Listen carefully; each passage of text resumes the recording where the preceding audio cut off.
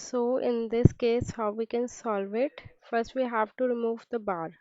Okay, like a bar b, that would be equal to a bar plus b bar plus a bar as it is plus ab and the long bar. Then a bar uh, and a, that would be a, right?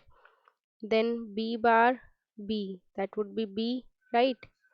And then, like, suppose if you are having, I'm just explaining, if you are having a plus b plus c bar, then that would be equal to a bar dot b bar dot c bar, right? So this we can apply here.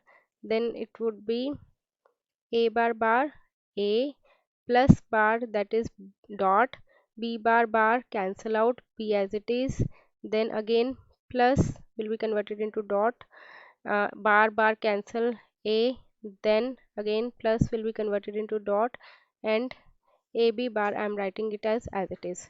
Now the next thing is a dot a. Remember I told you that a dot a is how much? A only, right?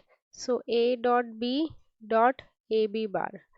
Up to here we have come, right? So we can solve it further. I'm writing down again that y is equal to a dot b dot ab bar.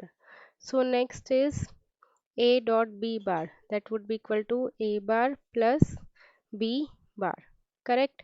So I'm writing here a dot b dot, that would be equal to a bar plus b bar. We have to put it in bracket. So that would be, if I open this bracket, a bar plus a b b bar. B into b bar is how much? 0, and a into a bar is also 0. So that would be equal to 0 only. Okay, clear? Okay, you can note it down also.